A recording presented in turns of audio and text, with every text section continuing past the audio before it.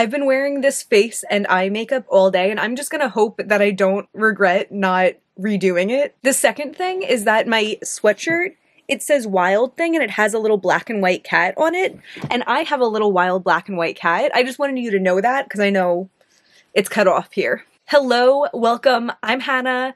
Today I want to have just like a beginning of the year channel updates, things I want to inform you about type of video. I'm going to hopefully keep this short and sweet. I thought it's just kind of fun to check in, and I do have a couple announcements that I want you to know. So I'm just going to start off with one of the announcements. That's that I made a Patreon.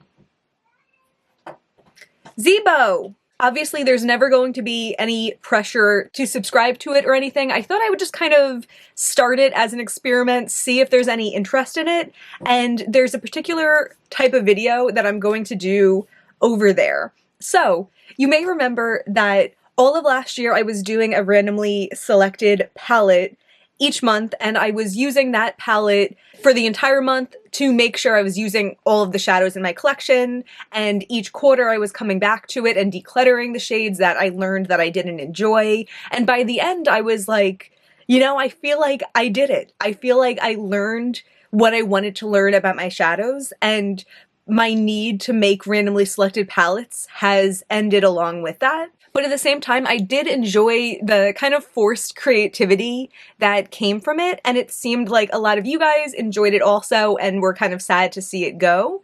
So I thought I might use the Patreon to do a randomly selected palette, but approach it in a different way. Instead of doing it as my one palette that I'll use all month, I thought I would do smaller palettes and it would kind of be like a focus palette. This is all also kind of subject to change if the system doesn't seem to be working out, but I did film the first one.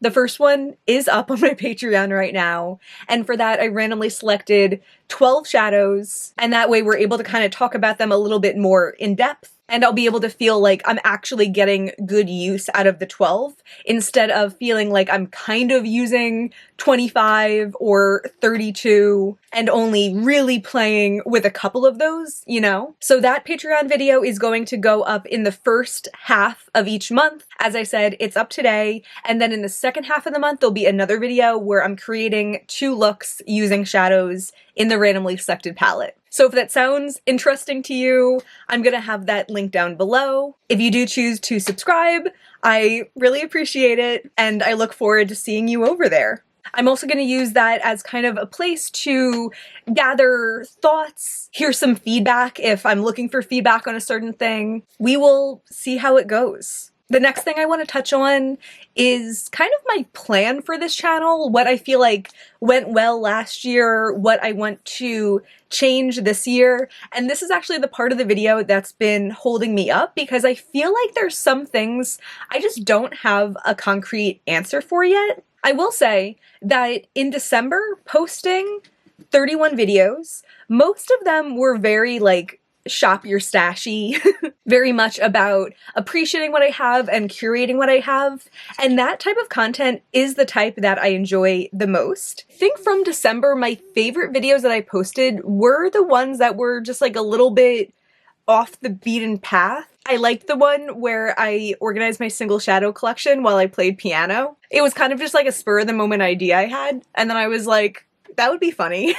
Because I hate using like royalty-free music, and I'm like, I just don't want to deal with that. So when I wanted to do a video where I was just like silently organizing, I'm like, why don't I make my own music for that one? So I really like that one. I like the nostalgic makeup collection video also. I was a little silly and wacky in the beginning of that, but that was a fun video, and I felt like I got some fun feedback on that. I also really liked my mascara ranking video. That's something that was like a little bit experimental on my channel too, because I don't tend to talk about things like mascara, but I find the videos where I spend a little bit more time on the editing process, I feel more fulfilled when I post them. I guess that makes sense. You try harder, you feel more proud of it. But it's also tough because videos about new makeup bring in new viewers. And if I wanted to run my channel like a business, the smartest thing I could do would be to constantly be reviewing and talking about new makeup. So I do feel like I've struck a balance I talk about new makeup sometimes, and I also like that my collection is small enough that I'm able to constantly check back on the new makeup. I'm not the type of channel where I try a product and that's the only time you ever see it. But yeah, I also do go back and forth on it because I'm like, I could do it more strategically. I could make every other video about something new. And I know that some people would be satisfied by that, but I feel like I wouldn't be satisfied by it. I'm not trying to be like the biggest creator in the world. So I do put like my personal satisfaction with what I'm creating pretty high, but also my personal satisfaction is of course influenced by the feedback that I receive from it. So when I put out something and like I can tell that no one's looking for that type of thing, it makes me want to create that type of thing less. That also brings me into something else that I'm kind of contending with. This might be where I lose some of you guys, but I never intended to be just a single shadow channel. I wanted to talk about single shadows because they are the part of eyeshadow that I'm most excited about, and when I'm talking about eyeshadow, of course I'm going to be talking about single shadows, but that was what people were the most excited about when I started posting on this channel. So it inspired me to continue posting more specifically about single shadows. But I also do like talking about other parts of makeup, so I want to continually remind myself to not be kind of like intimidated out of posting about other types of makeup, because I'll never generate an audience for that if I'm not doing it, you know? And I distinctly don't want to pigeonhole myself, even though pigeonholing myself what's a pigeonhole? Even though pigeonholing myself would be the smartest move for me to make for my channel for business reasons, you know? I just need to continue finding the balance between making content that I'm excited about, proud of, creatively fulfills me, and making content that can generate new viewers, bring more people to the channel. I don't imagine myself going too far in either direction because I feel like I do kind of find a happy middle ground. But at times, you know, the bringing new viewers side might mean buying the full line of the new Clionadh collection instead of just the 6 that I really want. That kind of thing. But I still want to make sure that I'm staying in a spot where I don't feel like I'm shoving new products down your throat, because that's never what I want to do. I want to talk about new makeup that's exciting and kind of continually check back on it. And I also want to make sure that I'm not overwhelming my own personal makeup space for the point of growing the channel. Because I've worked really hard in the past couple years to curate a makeup collection that feels comfortable to me, that feels like a good size, where I'm enjoying my stuff, where it feels plentiful but not overwhelming. And I feel like I'm there, and I really don't want to jeopardize that. I'm gonna let that lead me into my next point, which is another type of content that I enjoy posting, and I know that my audience here for the most part isn't here for, which is kind of like fashion type of content, style, conscious consumerism when it comes to clothing, decluttering clothing, curating clothing. I love that, and I feel like as a consumer that's what I struggle with more. I've gotten pretty good about not feeling FOMO with makeup. Sometimes I do buy more makeup, but a lot of the times I'm able to be like, I have enough at home. I have enough good stuff. I don't need the new thing. But clothing gets me because I feel like clothing is more likely to be like never seen again. Get it now or forever lose your chance, you know? I had done a poll on my Instagram sometime last year where I had asked if I was going to post fashion content 1 to 3 times a month, would you want me to do it on this channel or on a separate channel?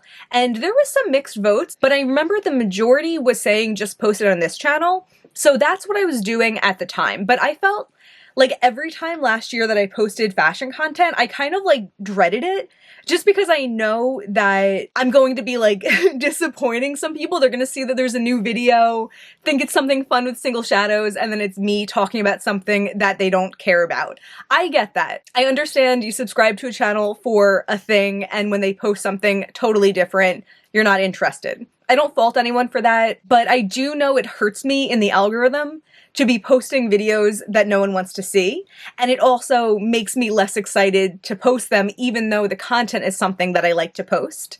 So, all that to say, I started a new channel for fashion related things. You know, as I said, when it comes to makeup that's not Indie Single Shadows, the only thing I could do is to try to keep putting it out. And I think it makes sense to put here on this channel because Indie Single Shadows and other types of makeup are closely related. They're all makeup. But when it comes to fashion, I feel like I would never grow enough of an audience for it on this channel because I know from experience, a lot of the times I'll search like closet clean out and I'll add a bunch to my watch later and I'll go through them. And I've actually found a lot of fashion creators that I've really liked doing that.